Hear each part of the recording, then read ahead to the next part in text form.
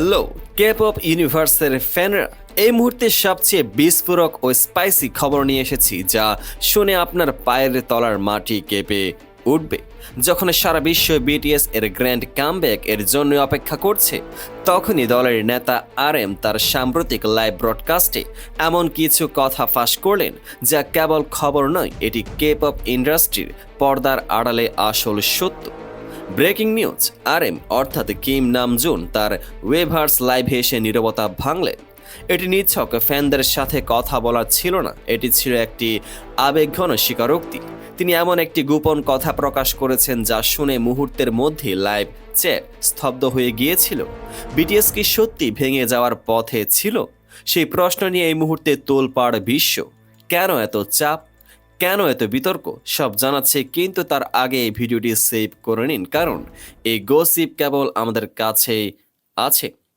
তারিখটা মনে রাখুন, ডিসেম্বর 6, 2025। এই লাইভটি কে পপ এর ইতিহাসে এক কালো অধ্যায় হিসেবে লেখা থাকতে পারে। RM তার দীর্ঘ প্রতীক্ষিত কামব্যাকের প্রস্তুতি নিয়ে কথা বলছিলেন। তিনি বললেন, আমি সব কিছু বলতে পারি না, তাই সতর্ক থাকতে হবে। কেন এই সতর্কতা? কারণ তিনি যে গোপন চাপের কথা ফাঁস করলেন তা কল্পনার অতীত। স্পাইসি কোট 1, আমি হাজারবার ভেবেছি টিমের জন্য কি ভেঙে দেওয়া ভালো, নাকি সাময়িকভাবে বিরতি নেওয়া উচিত। হ্যাঁ, ঠিক শুনেছেন, ডিসব্যান্ডমেন্ট। বিশ্বের সবচেয়ে সফল ব্যান্ড, যাদের গানের সুরে কোটি কোটি মানুষ মোহিত, তাদের নেতা বলছেন তিনি হাজারবার ভেঙে যাওয়ার কথা ভেবেছেন। ভাবুন, এই সাফল্যের শিখর থেকেও কি অসহনীয় মানসিক চাপ ও অনিশ্চয়তা কাজ করছিল। ইন্ডাস্ট্রির ভেতরের খবর অনুযায়ী কামব্যাকের দেরি নিয়ে ব্যান্ডের উপর নাকি অতিরিক্ত চাপ আসছিল। নাম প্রকাশে অনিচ্ছুক একজন ইনসাইডার জানিয়েছেন, এই দীর্ঘ বিরতি নিয়ে ম্যানেজমেন্ট থেকে ফ্যান সকলেরই বিশাল প্রত্যাশা ছিল। RM এর ভক্তরা সেই চাপের বহিঃপ্রকাশ। তাহলে প্রশ্ন হলো, কেন তারা ভাঙলেন না? RM নিজে উত্তর দিয়েছেন, সদস্যর পারস্পরিক ভালোবাসা এবং ফ্যানদের প্রতি শ্রদ্ধা ও ভরসা, এটাই তাদের একসঙ্গে রেখেছে। এই কঠিন সময়ে এই স্বীকারোক্তি কি ফ্যানদের জন্য আশা নাকি আতঙ্কের বার্তা? RM এর আবেগঘন স্বীকারোক্তি কি কেবল সাম্প্রতিক চাপ নিয়ে, নাকি এর গভীরে আছে আরও পুরনো বিতর্ক? স্পাইসি গসিপের পরের লেয়ারে নজর দেওয়া যাক। 2023 সালে RM যখন ফ্র্যাঙ্ক ওশানে বিতর্কিত গান ব্যাড রিলিজিয়ন ইনস্টাগ্রাম স্টোরিতে শেয়ার করেছিলেন, তখন এটি নিয়ে বিশ্বজুড়ে ঝড় উঠেছিল। বহু মানুষ এটিকে একটি বিশেষ ধর্মের প্রতি অপমানজনক বলে দাবি করেন এবং RM এর কাছে ক্ষমা চান। কিন্তু RM তখন কি করেছিলেন? তিনি লাইভে এসে বিস্ফোরক মন্তব্য করেন। স্পাইসি কোড 2, আপনারা বলছেন আমি ধর্মকে অপমান করেছি, কিন্তু আমি করিনি।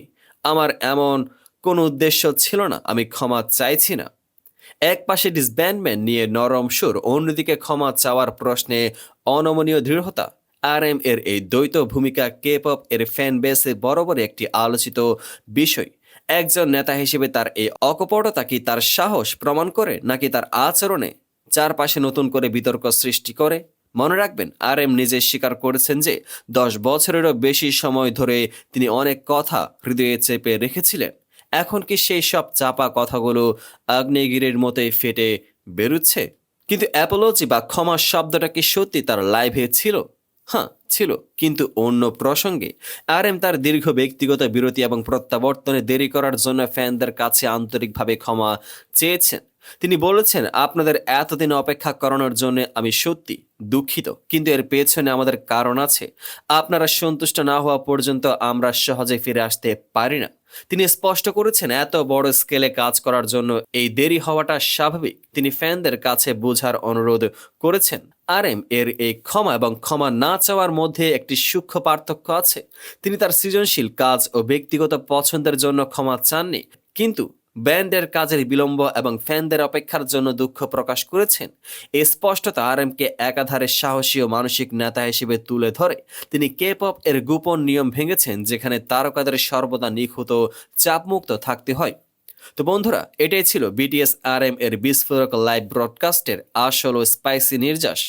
ডিসব্যান্ডমেন্টের ভাবনা, ব্যক্তিগত চাপের স্বীকারোক্তি এবং ফ্যানদের প্রতি গভীর প্রেম, সব মিলিয়ে এই লাইভটি প্রমাণ করে দিয়েছে যে সাফল্যের শিখরেও মানসিক ঝড় চলতে পারে। RM বলেছেন, আমরা ফিরব, আমি আমার সেরাটা দেব, কে-পপ এর ইতিহাসে এই প্রথম এত বড় কোনো ব্যান্ড এর নেতা এত খোলাখুলিভাবে তার গোপন চিন্তা ও মানসিক টানাপোড়েন নিয়ে কথা বললেন। এই অকপটতা নিঃসন্দেহে কে-পপ এর জগতে এক নতুন দিগন্ত খুলে দিল। এই ছিল আজকের সবচেয়ে গরম গসিপ। RM এর এই মন্তব্য নিয়ে আপনার কি মনে হয়? তিনি কি একজন সাহসী নেতা, নাকি অকপটতা তার জন্য আরো সমস্যা ডেকে আনবে? কমেন্ট বক্সে আপনার মতামত জানান। আর এরকম আরো স্পাইসি ও টান টান উত্তেজনার খবর জানতে এখনই আমাদের চ্যানেলটি সাবস্ক্রাইব করুন, পেজটিকে ফলো করে পাশে থাকুন। দেখা হবে পরবর্তী আপডেটেড ভিডিওতে। পেজটিকে ফলো করুন।